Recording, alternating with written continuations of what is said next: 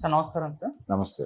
Sir Trump మరొకసారి ఒక సంచలన నిర్ణయం అయితే తీసుకున్నారు సార్. విదేశీ సినిమాల పైన 100% టారిఫ్స్ అయితే విధించేశారు. మరి ఇది ఇప్పుడు భారతీయ సినిమాల పైన ఎటువంటి ప్రభావం చూపించే అవకాశం ఉంది? మరి తెలుగు సినిమాల పరిస్థితి కూడా ఏంటి సార్? అంటే ఆయన అమెరికన్ ఇండస్ట్రీ సినిమా పరిశ్రమని కాపాడుకోవడం కోసం తీసుకున్నటువంటి నిర్ణయంగా చెప్తున్నాడు. అంటే అమెరికాలో షూటింగ్ జరుపుకున్నటువంటి సినిమాలకు మాత్రమే ట్యాక్స్ మినహాయింపులు ఉంటాయి తప్ప బయట షూటింగులు జరుపుకొని అమెరికాలో విడుదల చేసేటువంటి సినిమాల మీద మేము 100% ట్యాక్సెస్ కలెక్ట్ చేస్తామని చెప్తున్నాడు ఆయన. అయితే జస్ట్ ఇది ఒక అడ్వైజ్ ఇచ్చాడు అక్కడ ఉన్నటువంటి ట్యాక్స్ ఆర్గనైజేషన్స్కి. ఆయన ఒక ఇది ఆదేశం జారీ చేశాడు. ఇంకా వాళ్ళు అధికారికంగా దాన్ని కసరత్తు చేయాల్సి ఉంది. అధికారిక ప్రకటన ఇంకా వెలువడాల్సి ఉంది. కానీ ట్రంప్ నుంచి అయితే వెళ్ళిపోయింది కాబట్టి దానికి రీజన్ కూడా చెప్పుకుంటున్నాడు ఆయన. అంటే అమెరికన్ ఇండస్ట్రీని కాపాడటం నా లక్ష్యం, అందుకోసం చేస్తున్నానని చెప్తున్నాడు. కానీ ప్రతి చోట ఇదే జరుగుతుంది. అంటే ఎందుకు విదేశాల నుంచి వచ్చేటువంటి వస్తువుల మీద విపరీతమైన పన్నులు ఉండేవి గతంలో భారతదేశంలో. ఇదివరకు కస్టమ్స్ నోటిఫైడ్ షాప్స్ అని ఉండేవి కొన్ని. అంటే కస్టమ్స్ వాళ్ళు నోటిఫై చేసిన షాపుల్లో కొన్ని విదేశీ వస్తువులు అమ్మేవారు. అక్కడ చాలా ఎక్కువ ధరలు ఉండేవి. అది ఫోన్ కావచ్చు, మరొకటి కావచ్చు, ఏదైనా కానీ చాలా కాస్ట్లీ అఫైర్గా ఉండేది. ఇది స్వదేశీ పరిశ్రమని కాపాడటం కోసం భారీ సుంకాలు వేయటం వలన ఆ వస్తువుల ధరలు ఎక్కువగా ఉంటాయి.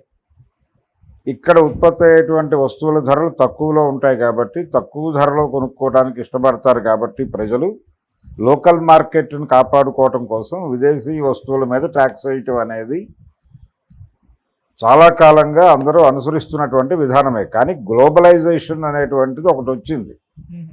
గ్లోబలైజేషన్ లక్ష్యం ఏమిటి? మార్కెట్ విస్తరణ.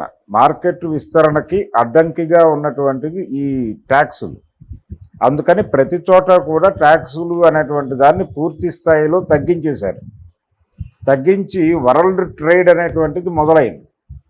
ఈ వరల్డ్ ట్రేడ్ మొదలు పెట్టడం అనేది వరల్డ్ బ్యాంక్ ప్రోగ్రాంలో భాగంగా జరిగింది. బెంకెల్ డ్రాఫ్ట్లో అదే ఉంది చాలా స్పష్టంగా. మనం ఈ సుంకాల రాజ్యం, అలాగే లైసెన్స్ రాజ్ అనేవారు ఆ రోజుల్లో ఇండియాని. ఈ లైసెన్స్ రాజ్యాలు, సుంకాల రాజ్యాలు తీసేసి ఫ్రీ ట్రేడ్ ప్రోగ్రాంలో ఎంటర్ అవుదామని చెప్పి దానిలో సంతకాలు పెట్టారు అందరూ. పైగా ప్రతిపాదన తీసుకొచ్చింది అమెరికా నుంచి వచ్చిన ప్రతిపాదనే అది. ఇలా ప్రపంచమంతా ఒక రకంగా వసుధైక కుటుంబం లాగా, వాణిజ్యైక కుటుంబం అన్న పద్ధతిలో మార్కెట్ ఎకానమీ తీసుకొచ్చారు ప్రతి చోటకి. ఇప్పుడు గల్ఫ్ కంట్రీస్తో అమెరికా ఘర్షణ ఎందుకు పడింది ఆ రోజున అంటే వాళ్ళు మార్కెట్స్ ఓపెన్ చేయట్లేదు అనేది. అందుకనే గల్ఫ్ వార్కి వాళ్ళు నాంది పలికారు.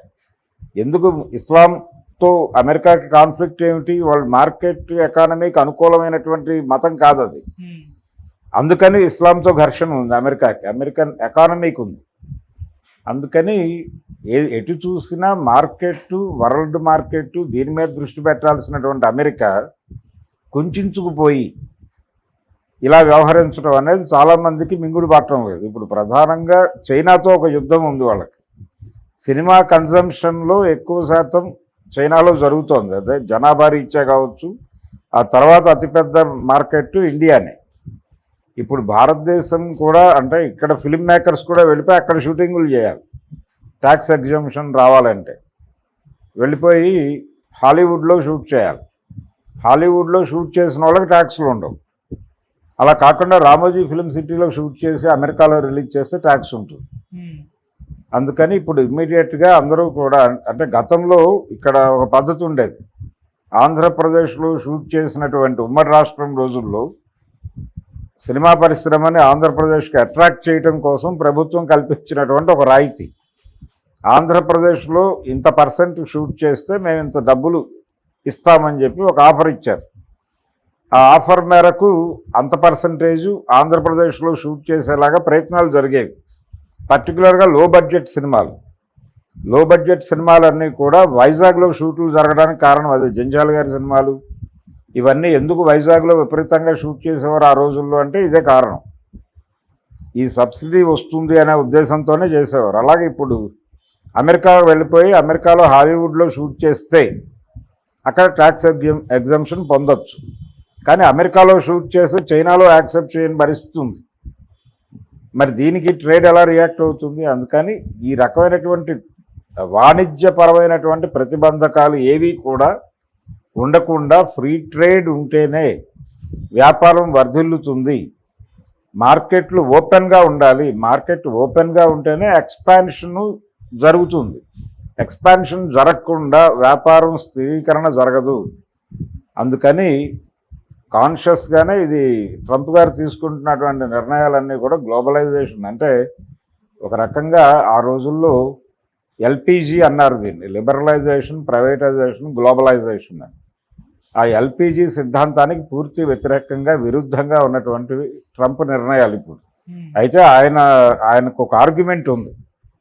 ఆయన ఆర్గ్యుమెంట్ ఏంటంటే స్వదేశీ పరిశ్రమలను కాపాడుట, వాటిని మరీ వీధిన పడే పరిస్థితికి తీసుకురాకుండా ఉండటానికి బీ కాంప్లెక్స్ ఇవ్వటం కోసం ఈ నిర్ణయాలు తీసుకుంటున్నాను అంటున్నాడు. అలాగే స్వదేశీ పరిశ్రమ పరిరక్షణతో పాటు నేటివ్ అమెరికన్ ఫీల్ని దాన్ని కాపాడటం కోసం నేను, అంటే విదేశీయుల ప్రవేశాన్ని కూడా ఆయన కొంత అడ్డుకునేటువంటి ప్రయత్నం చేస్తున్నాడు ఈ మధ్య కాలంలో. అంటే రకరకాల కండిషన్స్ పెడుతున్నారు. ఆల్రెడీ అక్కడ ఉన్నటువంటి వాళ్ళని వెనక్కి పంపించేస్తున్నారు విమానాలు ఎక్కించి. చాలా దారుణమైనటువంటి పరిస్థితుల్లో ఇండియన్స్ని కూడా వెనక్కి తరలించినటువంటి ఇది సందర్భం చూసాం మనం ఈ మధ్య. అంటే నేటివ్ ఫీలింగ్ని నేను బలంగా పరిగణనలో తీసుకోవడం మాత్రమే కాదు, చాలా యాక్టివ్గా చర్యలు తీసుకుంటున్నాను అనేది నేటివ్ పీపుల్కి కన్వే చేయడానికి ఈ కసరత్తులన్నీ చేస్తున్నాడు ఆయన. కానీ ఇవి నిలబడవు. ఇది ఫ్రీ ట్రేడ్ ప్రోగ్రామ్కే విఘాతం ఇది.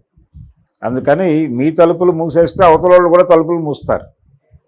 ఇలా తలుపులు మూసుకుంటూ వెళ్ళిపోతే అమెరికన్ ఎకానమీ కొలాప్స్ అయిపోయేటువంటి ప్రమాదం ఉంటుంది. అందుకని ఫ్రీ ట్రేడ్ సొసైటీని వాళ్ళే ప్రమోట్ చేశారు. ఇప్పుడు వాళ్ళే కాదంటున్నారు. కాబట్టి షరతులతో కూడినటువంటి ఒక కొత్త ఒప్పందంతో అమెరికన్ ప్రభుత్వం ప్రపంచం ముందుకు వచ్చే అవకాశం ఉంది. అంతే తప్ప ఇది క్రూడ్గానో క్రూయల్గానో ఇంప్లిమెంట్ చేసే ప్రయత్నం అయితే జరగదు. ఈ స్వదేశీ పరిశ్రమలను కాపాడుకోవటం మీది మాత్రమేనా? ఇంకా ప్రపంచంలో మీ వల్ల నష్టపోయి కంపెనీలు మూసేసుకున్నటువంటి దేశాలు అనేకం ఉన్నాయి. మరి వాళ్ళందరూ ఎందుకు ఆ రోజున డంకెల్ డ్రాఫ్ట్ మీద సంతకాలు పెట్టమని మీరు ఎందుకు వాళ్ళందరినీ ముందుకు లాగి రోడ్డు మీద పడేశారు? గ్లోబలైజేషన్ అనేటువంటి ఒక రథ చక్రానికి వీళ్ళందరినీ కట్టి రోడ్డు మీద ఆ రథాన్ని నడిపించి వీళ్ళందరినీ ఎందుకు చంపేశారు మీరు అని ప్రశ్నిస్తే ట్రంప్ గారి దగ్గర ఉన్నటువంటి సమాధానం ఏమిటి? అందుకని ఇది మార్కెట్ ఎకానమీకి అనుకూలమైనటువంటి నిర్ణయాలు కావు ఇవి. ఈ నిర్ణయాలను ఏదో పద్ధతిలో పక్కకు జరిపేటువంటి ప్రయత్నం